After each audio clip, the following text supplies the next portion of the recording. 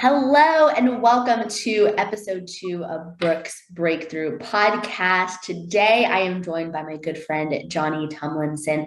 Johnny is actively working to help families, everyday people, not only gain financial literacy, but help them gain financial freedom and grow their financial legacy for their families, for themselves, and for their communities. I cannot wait for him to share what he's doing, how he's helping these families, how he's helping everyday people, and his journey along the way. So without further ado, Johnny, thank you so much for joining me today. It's great to have you here.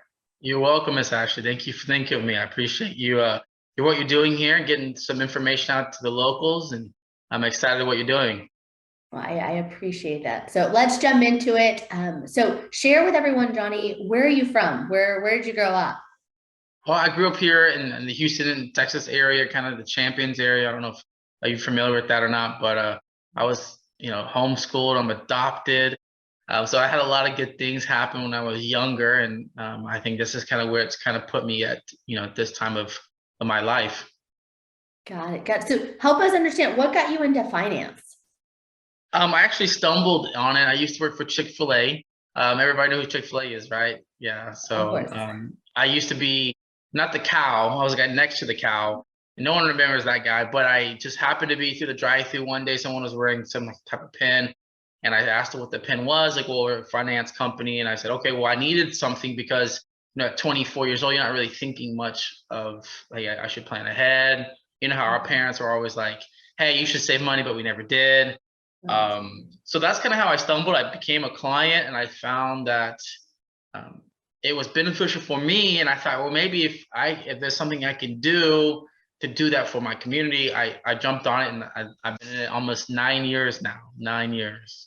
Got it. Got it. And I know that you are very passionate about helping all people, but especially women. So can you get into kind of why you saw that women really needed help, especially when it comes to finances? Well, it really is a backbone of my mother. She's still alive, so I always have to make it seem like she died, but she's still alive. She's 70 years old. But literally, when I first got into the industry, I kind of asked her some questions like, "Hey, mom, what happens if mom or dad if dad dies? What's the plan?" She didn't know. She didn't know, Ashley, and that's kind of where a lot of people say, "Well, I think we have a plan," or my dad has a plan. And so when I asked my mom these questions and she didn't know, I just thought, "Ooh, I bet I can find 10 women a month that didn't know this, and I can help them understand how to do something."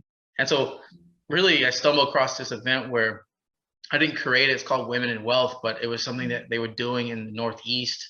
I brought it to Houston, and I just kind of ran with it. I found women that wanted to help women, and I was just, I guess, the engine behind it. Where like Ash, like I mean, you're a young mom, but so I would try to pair up with you with another young mom who's been successful, and it's just kind of like a steamboat momentum, because I'm not the person that's going to be helping all the women. It's the women that can be empowered, and that's kind of what that women of wealth concept was about. Got it. In your conversations with a lot of women and really just everyday people, what are you seeing as like the most misunderstood, like the biggest misunderstanding that people have about money? You just in people in general, or when I was doing the women of wealth events? Both. Maybe share both in general and then as you were starting to do these events. Well, I think in general, coming from a family who was Caucasian, who had all the resources, but they still wasn't able to do everything. I think it's just the common misconception is information and where to find it. It's not from the broke uncle. It's not from the lady that's like, oh, well, I'm an HR manager. No, it's actually out there at our tip of our fingers in books. And I think that's what everybody is. If you want to hide the best kept secret, it's put it in a book, because people don't read. And that's kind of what I found. That's what I transitioned to the women of wealth. And I've asked a lot of women, like, hey, so if you to feel more confident, what would be something that makes you feel more confident when you're speaking to the opposite sex? And they said it's finance, understanding what we have to do, because they don't always want to have to depend on that significant other who's a man, or there's a partner. And that's kind of when I was asking that. So if finance is a big thing, but finance, I think what I found is so many people in my industry make it so complicated when it's really that easy. And I think I really just took that because my mom and dad were teachers. And I took that, okay, super complicated. This is this 401 kind of something thing. But I broke it down to like, okay, well, if you say this and this is where you go, you'll have this outcome. And I don't think people know that that's that easy. I mean, when you read a book, it sounds complicated, but when someone can speak it, you're like, oh, I get it. So that's kind of where understanding and digesting it differently. I think that's kind of what a lot of people find is how do I digest this information? And once I do it, where do I go? Got it. And where do you start off with people as far as like what are the easiest like first steps for people to one gain financial literacy? Because that before you really start making moves, the biggest thing is to educate yourself, right? So like what are the first steps to educate yourself? Well, I was talking to my own personal experiences, just making that decision. Hey, I see my surroundings. I don't want to be like this anymore. Making that decision. And when you make that decision, you can find anything you want to find. So I think if someone's just starting out like, okay, well, what do I do? Well, consciously make that decision saying, hey, I need to start saving or I need to have a plan. And you can go to books, you can go to the internet and find that kind of what's my first step. But basically it's finding the big thing is this. What is your cash flow and what are your expenses? Once you find those two things, that's when you can start designing a program that can hit your goals each month. And that's helped me maintain I guess, a nice cash flow throughout my life because I don't have all these expenses, but I consistently had cash flow. When did you grasp the concept of the importance of cash flow?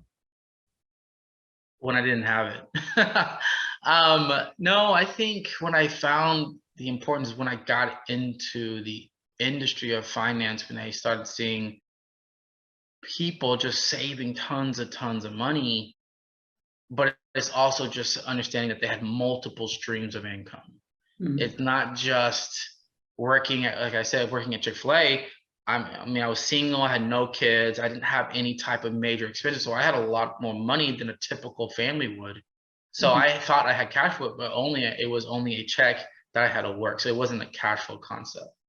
And can we break down for those, this podcast is geared towards entrepreneurs, and I know that beginning in real estate, I have a lot of realtors who listen to it. But for those who don't understand the concept of cash flow, can we break that down for them? Cash flow, well, it's just ways that you've generated income through different streams. So if I'm working a 9 to 5, that's my 9 to 5 cash flow. Or hey, if I'm gonna, sell Girl Scout cookies, and that's my Girl Scout cookies cash flow. So any extra side hustle is a cash flow stream, but you continuously have to work until there's some type of revenue that comes in without you working on that. So that's where I would say a definition of cash flow is. If that answers your question. Yes. No, there was a podcast I listened to recently with the guy who started those videos. Have you ever seen those videos where he's like, hey, nice car. What do you do for a living? Oh yeah, I've seen that. So he was talking about how the one thing that he noticed more than anything is that to have true wealth, a lot of people invested in real estate. That was number one, and then stock markets and tech. But no one just got true wealth just from a 9 to 5. That there were always multiple streams of cash flow. And so as we talk about finance and in the podcast to come, as we talk about money, cash flow is a really important thing because if you want to gain wealth, you can't just depend on that one 9 to 5 paycheck to get you financial legacy or financial freedom. That's just not, I mean, you can, but it'll get you financial freedom, but it won't provide I think the legacy that a lot of people want. Am I correct in saying that?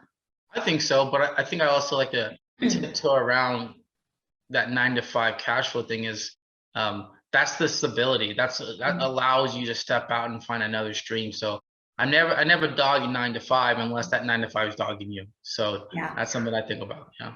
Completely agree. There are so many people working for companies that are doing a lot of amazing things that are making an amazing amount of money. But the thing with that is if you are making an amazing salary, I hope that you're investing it somewhere and not just spending it all because that would certainly wouldn't be wise.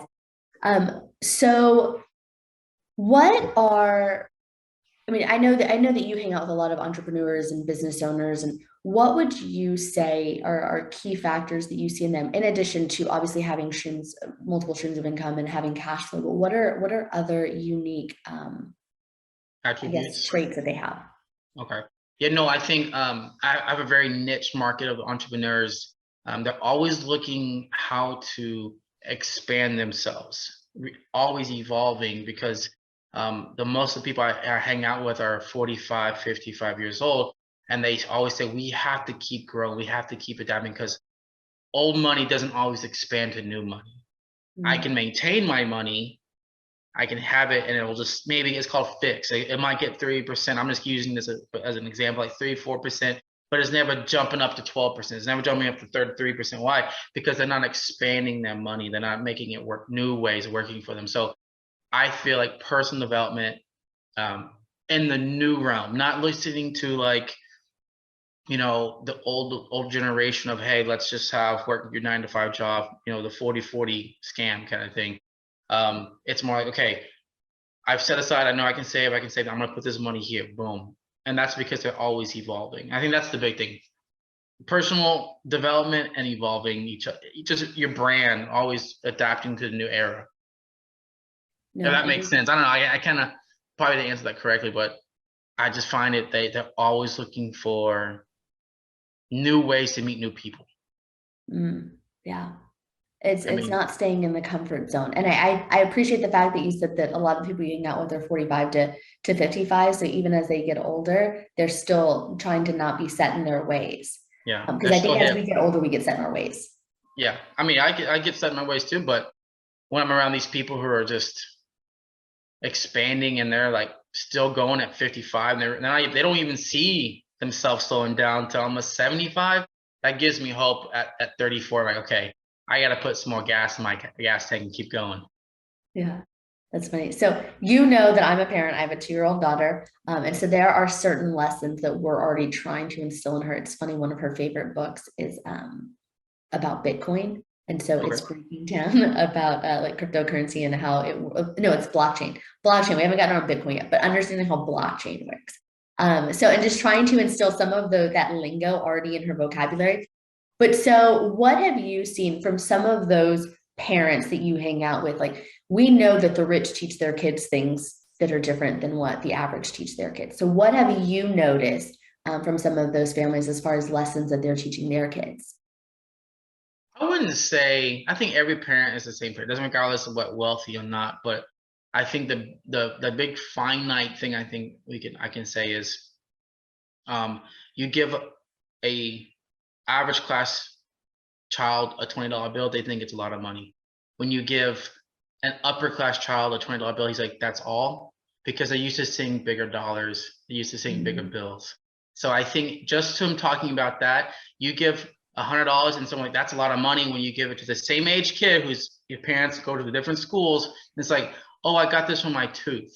So I think just those little things, that if you have kids, you say, instead of giving me that $20 for Christmas, give them the 50. Get them accustomed to see that $50 bill instead of saying a 10 or a 5, because then they think $5 a lot. No, it's not. It's that $50 or $100 bill. I think that's the biggest way, I would say. Interesting. Interesting. Yeah. So I'm I'm gonna come keeping it back. very political, but that's what I'm saying. No, no, I think I could no, and I'm already hearing in my head some people who could be very offended by that. But it's a reality, right? I Yeah. completely understand where you're coming from and completely and like get that. I'm just thinking, like, what would you say to someone who's like, man, $20 is the most that I can get? And Give. but then that's when you teach the value of the dollar. Mm, So even though the kid is used to seeing $100, he still knows it's a lot of money, but he's accustomed to seeing that bill. So if I pull out of my pocket and I only have 20 at the time, and then all of a sudden I have 100, like, ooh, did you go to the bank? yeah. You know what I'm saying? Like there's like, you must have gone to the ATM because you don't ever carry $100 bill. But if daddy and mom is so used to having $100 bills in there, they think it's accustomed to have $100 bills in the pocket. Got it. It's no, and it's psychological, right? There's a It's a lot psyche. Yeah. If you want to build a mindset, go ahead and build it for them. that is Sorry. no, no, Go I ahead. love that stuff. But Okay. I also I know that there are times when I say things like that, I have to watch myself with the audience that I have Yeah. because there are just people who don't get that, right? Yeah. Who don't understand. And But so the audience, I mean, if we're catering towards the audience that could be listening to this, they say, hey, it's the $20 I always can have. Okay, well, than giving dollar bills. So when they appreciate the $20 more, it's just perspective. Like if you want them to value the 20, give them a 5, give them a 1.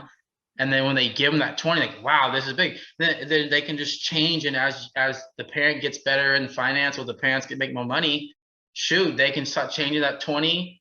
Okay, now you get that 50. So I think as a child grows, parents can grow too as well, Oh, and their belief of giving it. absolutely.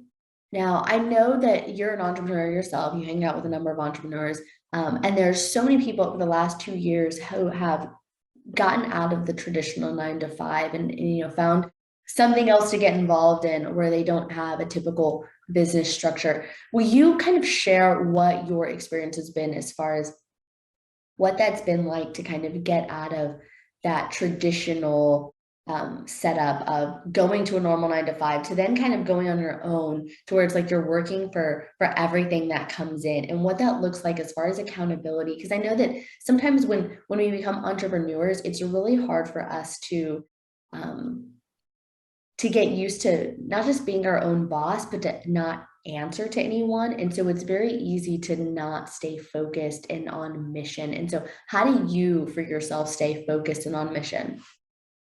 Okay, well, I'll start with the first question you have here. So I always felt when I worked for the corporate America that I was moving faster. I was going around circles of people. I was already always hitting my ceiling.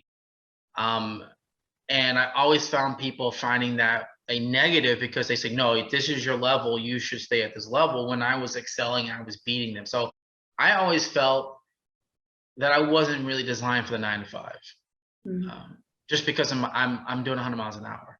Even when I was a young child, my grandfather had a lawn mowing business with me at 8, 10, 12, but then I took it over and I started making some good money. Why? Because I knew how to run, and I had some of my friends help mow, and like we just grabbed it and we made more money that way. But that's just my program, because I knew maybe it's my ADHD or I don't know, but I just knew I wasn't there. But then I had an opportunity after Chick-fil-A to get into um, an entrepreneur financial kind of concept, and I was like, wait, so I can still serve as many people as one. It just depends on how fast I want to move and how affluent I am, and how, I guess I would like to say, the most confident and competent I am. So at the beginning, I kept my 9 to 5. Why? Because it was structure for me. I was new. I was 24. I was making great money. So I still needed that structure. But when I found time, I was like, okay, instead of putting 8 hours, 10 hours into this restaurant, I could put 8 hours, 10 hours into my business. And that was it was hard for me to transition, because I went from having to be opening this restaurant to, okay, now I got to open my business each morning. What's my morning practice? And my calendar right now, I don't know if I can show it to you, but my calendar says right here, every morning I have personal time / workout from 5 a.m. to 7 a.m. Right. So I know that's either I want to be lazy or I'm hitting the gym, but I got 2 hours to be lazy, but I'm up.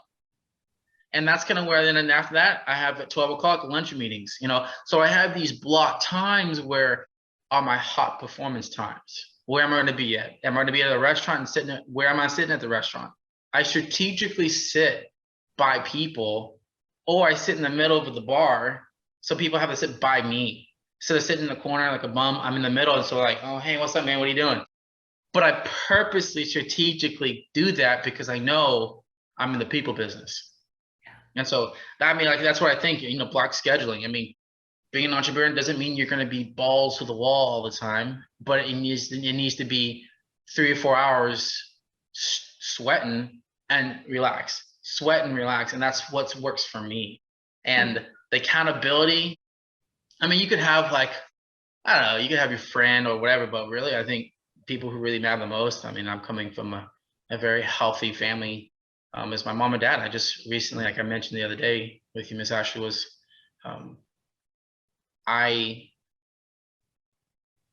missed the opportunity of seeing my parents getting older because I was not focused enough to making my business to where I can focus on my parents. And I just now, like I said, the past 6 months, just really involve my parents in what I'm doing, or how many families I've helped, because I'll sit down at lunch with them on a Sunday after church, and it's like my dad's gonna ask me, "Hey, how's little Timmy doing?" Or how's little Sandra? Those little people that he doesn't know who they are, but they know that if I'm helping them, it's gonna help me, which can help them. So my parents were not the first ones to ever be accountable. I think you always have those mentors, like, hey, but at the end of the day, it's your drive should be your family. And I think I honestly, actually, I missed the boat on it for a long time, but I love seeing my dad. I've always tried for my dad to be proud of me. And I think when he sees me winning, he's proud.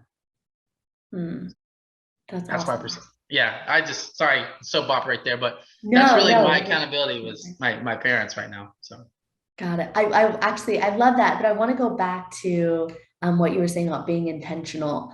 Because I have been witness to how you go into a restaurant and how you were very big about, you have your key spots that you go to because you're going to know everyone there. The owner, the chef, all of the front staff knows who you are, and you even, because you've shared that with me, how even how we sit at a table matters. Where each person at the table sits is purposeful. yeah. And so I can tell how that's helped you and in your business and how you work with people. You're very detailed and purposeful in every little thing that you do. And that's helped me. I mean, being in real estate and being in sales, that's definitely helped. There was one time I went to a restaurant with someone. We were at it. It was actually a client appointment. We were about to meet them, and we sat at a booth. And I was like, this does not. And in my head, and I wasn't the leader of this appointment. And I'm like, I couldn't stand it. We were waiting for the client together. I'm like, Johnny would be so like, he would have already moved us because of the way we would have to look at each other. And I was like, I'm so sorry. We're going to have to move. I can't stop thinking about it. And so we moved to the table. I was like, you're going to sit here because you're the head and all that because it matters. It does. Yeah, no. So I really appreciate that about you. No, I might be a little psychotic, but it really does. And some people, it's just what they call it, feng shui, or the flow, because I don't know. It's important. It's important. No, it definitely is. Well, so I'm going to transition us now. This is a segment I like to call the 4 W's, and we kind of hit on a little bit earlier. So it is well known that you are what you watch, what you read, what you listen to, and who you hang around. So to get to, I know we kind of understand you a little bit right now, but so we'll start with the first W. So what are you watching these days? Do you watch TV? Well, not, I'm not getting paid to do any commercials here, but I do watch segments. But when I mean that, I watch about 10 minutes of TV if I'm eating, and that's it. I don't have no TVs in my house. I have a little iPad that everybody makes fun of me about, but TV doesn't make me money, and TVs are not bringing people to this door. But there's people around me that sit watch TV all day, and then so I 10 minutes maybe if I'm eating something. That's it. That's interesting. I didn't know that you didn't have a TV in your home. No, I don't. This is normally where someone's TV would be, and I said nope. I'm gonna hang something here. Yeah, no, that's interesting. So we actually tried. So there was probably a few months where we didn't have a TV because I wanted to try it, and I couldn't do it. But I don't want to let you, we're big documentary podcast people. But that's interesting that you do that. So I take it no news then. You're really cautious about the news you watch or take in. I'm observant through sources. I am up to date about things, but I'm not like a guru because those people or those communities' opinions, and those opinions don't really affect me, and doesn't really. I mean, there's some things that I should be aware of, but it doesn't. It's not going to make me ruin my day if I miss a TV segment. Yeah. Got it. Okay. No, I love that because I know a lot of entrepreneurs who are not big on they stay updated, but they don't consume a lot of news just because of the energy that it gives them, right? Okay, so the next one is, what do you listen to? Do you listen to music more or podcasts? Or audiobooks? I listen to a lot of music. Okay. It's very depending on what I'm working on. If I'm working on like a case design, I'm probably listening to EDM because I have energy, I'm moving. Because I mean, I'm at a party and if the music's low, it's gonna make me go to sleep. I'm a high vibrant energy person and I need music. So Got it. Okay. I gotta listen to it. So what would you say? Do you read as far as what you read? Do you read a lot? I not as what people think I should, but like it does. But I want to say I read. I don't read the whole book. I read what I need to read, but I read it multiple times. Got it. Okay. What's the latest book you've read? Well, I went back to wealth, money, and life insurance. Interesting. Any big takeaways from that one or any aha moments? No, but what I focus on is family banking, and a lot of people are coming after that concept, and we just have to be sharper. We have to be understand how to properly do things correctly. So I just a refresher to go back. Got it. Okay. And then when you think of the people closest to you, it said that you're the average of the five closest people to you. What would you say are similar characteristics of those people? Characteristics or traits? Um, oh, I think the biggest trait would be that we're uncomfortable. Okay. We're not where we're at right now. The common traits are these people. I mean, I'm 34, they're 45, 53. So I'm where I'm at because I'm at a good age, but I'm uncomfortable because they're uncomfortable because that's where they're going. So I need to be better, but I think I'm okay, but I can't have that mindset because I know these people are 30, 40 times further along than I am at this big point in my life. Got it. Okay. No, I love that. So I do want to go back to you talked about family banking and how that's one of the big things you help with. Can you expand on that a bit? So it's a concept they utilize with some life insurance products, the newer versions of them. It's just really being able to leverage um, the tax codes with life insurance that are designed inside of it to be able to have a sense of um, instead of going to a bank and qualifying for a loan, your whole family could contribute towards this one particular strategy, and you guys can borrow against it instead of having to worry about going to down there to chase it and say, "Hey, I need a new car." No, well, we can borrow against it if it's properly, funded throughout those years. And that's kind of my big passion is because I think a whole family, and you can use real estate too. You can have two families living in one house, they pay it off and they sell it and they take that same money they sold and dump it into another house, and they're purchasing all these houses as a family unit. That's called family banking. It doesn't have to be life insurance, it could be real estate, it could be restaurants. And so that's kind of where I just use life insurance because that's what I'm licensed in for, is to develop a program where if they want to utilize it to buy, purchase real estate, whatever, they have it so they don't have to borrow and leverage other people's money. And that's something not, I mean, the masses and majority don't really know about. It's a secret, but not a secret, right? There's a lot you can learn about it. There was a lot that I had learned from you, and then even my husband. So I would tell my husband about it, and he got it from. He is the reason I got into real estate. So he would listen to these podcasts about all of these different investors and all of them using different techniques. And there were some that were actually utilizing their life insurance policies to invest in real estate. Instead of going to a bank and paying a bank interest, they were paying themselves interest to buy these investment properties. So you're able to kind of pay yourself instead of having to pay a bank, which is nice. Sure. Are there any, because I know there's a lot of resources on this, and there are books that I've read. Are there any books that you'd recommend just to educate people on this topic?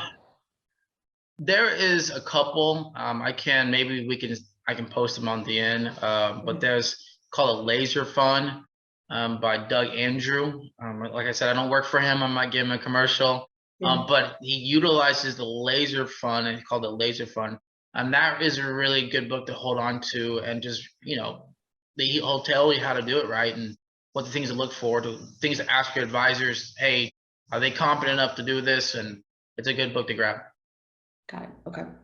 Any last comments before we wrap it up? Anything that you want to share with people before we go? Well, no, I mean, hopefully it was some good nuggets. Hopefully they like Chick-fil-A. No, but I really hope the message comes across that it really does start with you as an individual, and it really starts them making that decision like I made, 8, 9 years ago, where it said, okay, I'm not happy where I'm at financially. How do I do it? Where do I go? But ultimately, if you do have kids, um, train them seeing that the big dollar bills are important because it gives them self-esteem that a dollar doesn't have. So that would be my take home. Kind of awesome. And so where can people find you? Well, you could get in touch with Miss Ashley. She has my direct information. um, I will put your Instagram handle in the comments below in the description. I can probably send you my link, my calendar, and then if they want to reach out to me, they can Got it. click it. Okay. We will put that in the description as Yeah. well. Well, Johnny, thank you so much again for taking the time. I really, really appreciate it. Oh yeah, you're welcome. Thank you. All right. Have a great day.